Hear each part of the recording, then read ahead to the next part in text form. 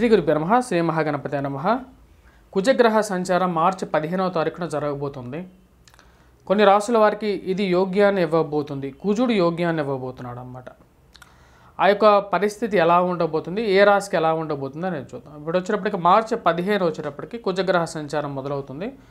ఆ యొక్క గ్రహస్థితి మనం గమనించినట్లయితే రాహువు, బుధుడు, రవి ఆ యొక్క రోజున వచ్చేటప్పటికి మీనంలో కొనసాగుతూ ఉన్నారు. అదేవిధంగా గురువు వచ్చేటప్పటికి మేషంలో, శుక్రుడు, శని, కుజుడు కలిసి కుంభంలో. కుజుడు మన యొక్క మార్చి 15వ తారీఖున వచ్చేటప్పటికి తన యొక్క సంచారం అనేది జరుగుతున్నది, మకరంలో జరుగుతున్నది అన్నమాట. ఉచ్చ స్థానంలో కుజగ్రహ సంచారం జరుగుతున్నది.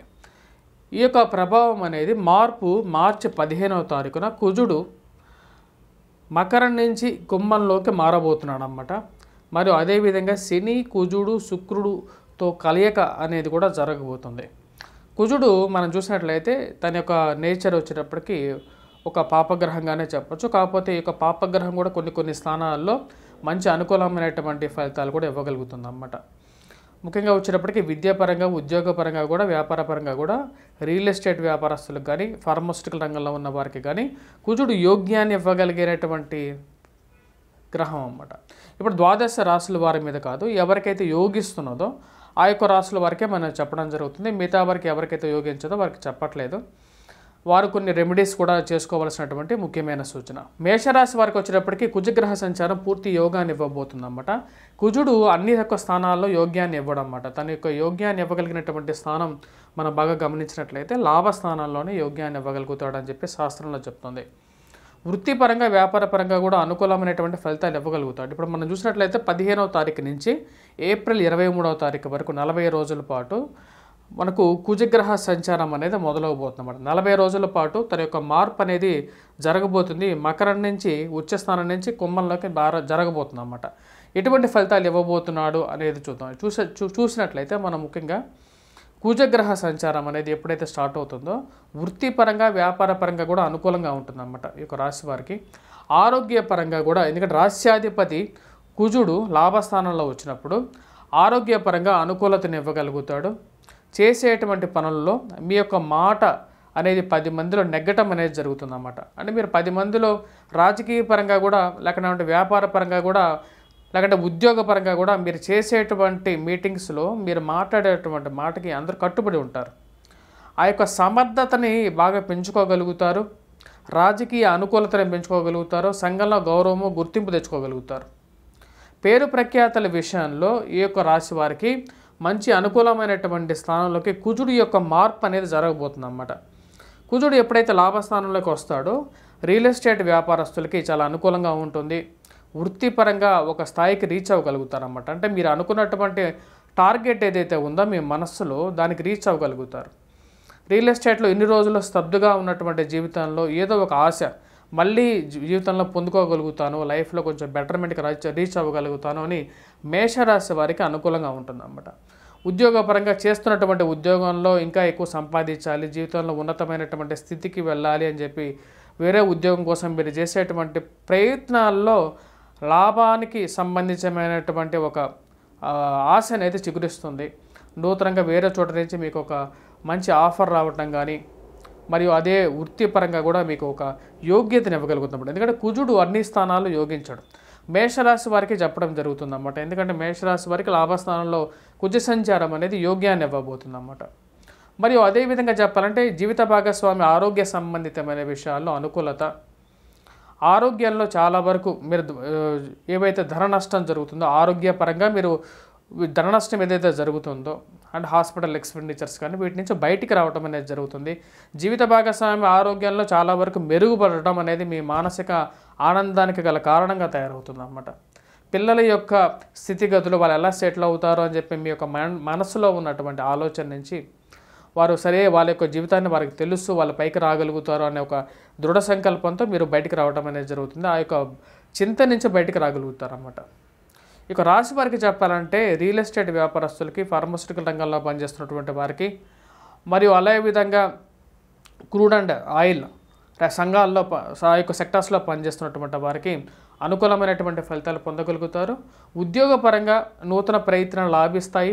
మరి వేరే చోట నుంచి మంచి అనుకూలమైనటువంటి ఫలితం. వాటితో పాటు ఇక రాశి వారికి వచ్చినప్పటికీ సంఘంలో సన్మానాలు జరగడానికి ఆస్కారం అనేది గోచరిస్తుంది అన్నమాట. లాభస్థానంలోకి వచ్చేటువంటి కుజుడు సంఘంలో గౌరవ మర్యాదలు పెంచగలుగుతాడు.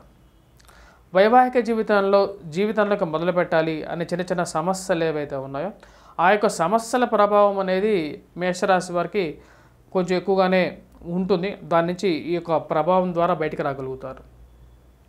ఇక రాశి వారికి వచ్చినప్పటికీ అన్నీ బాగున్నప్పటికీ కూడా ఏదో ఒక చింత అనేది ఉంటుంది. దానికి కారణం వచ్చినప్పటికీ గురువు జన్మరాశిలో సంచారం చేస్తున్నప్పుడు గోచార రీత్యా యోగ్యాన్ని ఇవ్వడు. కాకపోతే లాభస్థానంలోకి వచ్చినటువంటి కుజుడు ఈ యొక్క రాశి విద్యార్థులకి అనుకూలమైనటువంటి ఫలితాలు ఇవ్వగలుగుతాడు.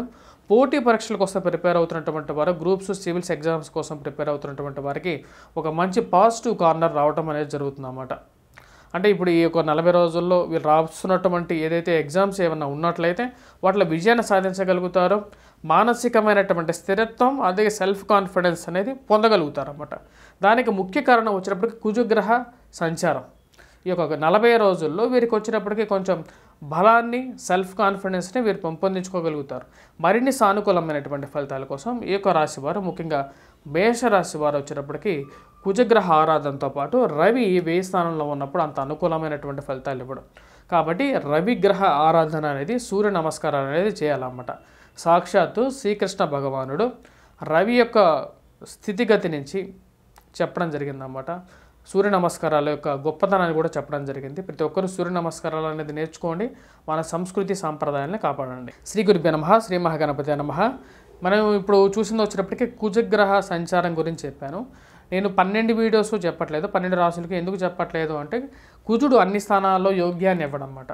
ఇప్పుడు మనం చూసినట్లయితే కుజుడు పాపగ్రహం కొన్ని స్థానాల్లో యోగ్యాన్ని ఇస్తుంది. మేషరాశి వారికి వచ్చినప్పటికి లాభస్థానంలో ఉన్నప్పుడు యోగ్యాన్ని అధికంగా ఇస్తుంది అన్నమాట. ధన సంబంధితమైన వ్యవహారాల్లో అనుకూలంగా ఉంటుంది. పేరు ప్రఖ్యాతులు రావటం, సంఘంలో గౌరవం, గుర్తింపు ఇవన్నీ పొందగలుగుతారు మేషరాశి వారికి. అలాగే వృషభ రాశి వారికి రాజ్యస్థానంలోకి వస్తున్నటువంటి కుజుడు యోగ్యాన్ని ఇవ్వడం. ఉద్యోగపరంగా అలాగే ఫైనాన్షియల్ ట్రాన్సాక్షన్స్లో కొన్ని ఇబ్బందుల్ని కలిగించడం అనేది జరుగుతుంది అన్నమాట.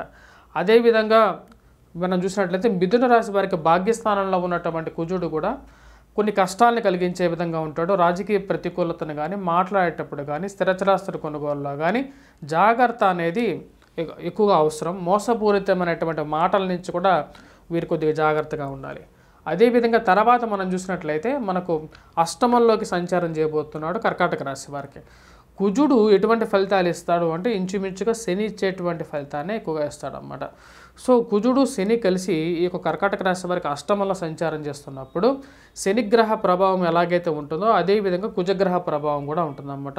2 గ్రహాలు ధనస్థానం మీద చూస్తాయి కాబట్టి ఎక్కువగా ప్రభావితం ఎవరిని చూపిస్తున్నాయి అంటే ఈ యొక్క రాశి వారు కర్కాటక రాశి వారికి ధనక్షయకారకుడిగా మారబోతున్నాడు అన్నమాట. ఫైనాన్షియల్ ఇష్యూస్ని ఎక్కువగా క్రియేట్ చేసే విధంగా ఉంటాడు. కాబట్టి తగు జాగ్రత్తలు అనేవి తీసుకోవాలన్నమాట. కుజగ్రహ సంచారం కర్కాటక రాశి వారికి ప్రతిబంధకంగా మారబోతుంది. అనుకూలమైనటువంటి ఫలితాలు ఇవ్వట్లేదు అనేది సత్యం. అదేవిధంగా తర్వాత రాశి వచ్చేటప్పటికి మనం చూసినట్లయితే ఈ యొక్క రాశి సింహరాశి వారికి వచ్చేటప్పటికి సప్తమంలోకి మారబోతున్నాడు. సప్తమంలోకి చూసినట్లయితే మనకు కరెక్ట్గా 90 డిగ్రీస్ యాంగిల్లో ఉన్నారన్నమాట శని కుజుడు. శని కుజుడు ఇద్దరు వచ్చేటప్పటికి ఈ యొక్క జన్మరాశిని ఎప్పుడైతే గమనిస్తారో అది ఆరోగ్యాన్ని ప్రతిబంధకంగా మారుతుంది. అలాగే విధంగా అష్టమంలో రవి యొక్క సంచారం అనేది కూడా ఉంది. ఇది కూడా ప్రాబ్లమాటిక్ సిచ్యువేషన్ని వీరిని తోసే విధంగా ఉంటుంది. శరీరంలో అధికమైనటువంటి ఉష్ణాన్ని కలిగించే విధంగా ఉంటుంది. కాబట్టి తగు జాగ్రత్తలు తీసుకోవాలి. ఈ యొక్క సంచారం అనేది సింహరాశి వారికి యోగ్యాన్ని ఇవ్వట్లేదు. అదేవిధంగా కన్యారాశి వారిని మనం గమనిద్దాం. కన్యారాశి వారికి వచ్చేటప్పటికి షష్టమంలో ఉన్నటువంటి కుజుడు పూర్తి యోగకారకుడు, ధనక్షయకారకుడుగా ఉన్నటువంటి కుజుడు పంచమంలో ఉన్నప్పుడు షష్టమంలోకి మారినప్పుడు యోగ్యాన్ని ఇవ్వగలుగుతాడు అన్నమాట. ముఖ్యంగా వృత్తిపరంగా, వ్యాపారపరంగా చాలా యోగ్యాన్ని ఇవ్వగలుగుతాడు. చేపట్టబోయే ప్రతి పనిలో విజయాన్ని సాధించగలుగుతాడు, డబ్బు సంపాదించగలుగుతారు. కాకపోతే సప్తమంలో ఉన్నటువంటి రాహు సరిగా లేడు, రవి సరిగా లేడు. కాబట్టి కొన్ని విషయాలు ప్రతిబంధకాలు ఉన్నప్పటికీ కుజుడు గ్రహ సంచారం అనేది మార్చి 15 తర్వాత నుంచి వీరికి విజయాన్ని ఇస్తుంది అన్నమాట. కొన్ని విషయాల్లో ముఖ్యంగా జాబ్ పరంగా కానీ, లేకుంటే వృత్తిపరంగా కానీ, వ్యవసాయ పరంగా కానీ, అనుకున్న పనులు అవ్వటంలో కానీ అనుకూలత ఇస్తుంది. కాకపోతే ఆరోగ్యపరంగా డబ్బు ఖర్చులో మటుకు కొంచెం ప్రతిబంధకం అనేది ఉంటుంది. ఎందుకంటే రవి యొక్క దృష్టి సప్తమంలో రాహువు వైవాహిక జీవితంలో ప్రాబ్లమ్స్ని క్రియేట్ చేస్తూ ఉంటుంది అన్నమాట. మరి తర్వాత మనం చూసినట్లయితే తర్వాత రాశి వచ్చి తులారాశి. తులారాశి వారికి పంచమంలోకి రాబోతున్నటువంటి కుజుడు యోగ్యాన్ని ఇవ్వడం, ధనక్షయకారకుడిగా మారబోతున్నాడు అన్నమాట. డబ్బు అనేది ఎక్కువ ఖర్చు అయ్యే విధంగా ఉంటుంది. పిల్లల ఆరోగ్య సంబంధితమైన విషయంలో మీ యొక్క ఆరోగ్యాల విషయంలో కూడా తగు జాగ్రత్తలు తీసుకోవాలి. పెద్ద ఇన్వెస్ట్మెంట్స్ అనేది వీరికి ఎక్కువగా పనికిరాదన్నమాట. తర్వాత మనం చూసినట్లయితే తదుపరి రాశి వచ్చేటప్పటికి మనకు వృశ్చిక రాశి. వృశ్చిక రాశి వారికి తృతీయంలో ఉన్నటువంటి కుజుడు యోగ్యాన్ని ఇచ్చాడన్నమాట, ఇస్తున్నాడు. ఎప్పటి వరకు మార్చి 15వ తారీఖు వరకు యోగ్యాన్ని ఇస్తాడు.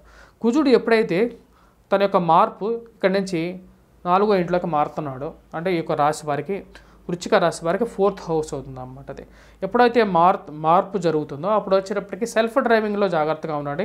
ఎందుకంటే అర్ధాష్టమ శని ప్రభావం అనేది ఉంది. దాంతోపాటు శనితో పాటు కుజుడు కూడా కలుస్తున్నాడు అన్నమాట. కుజుడు ఎటువంటి గ్రహం అంటే శని లాంటి ఒక గ్రహం.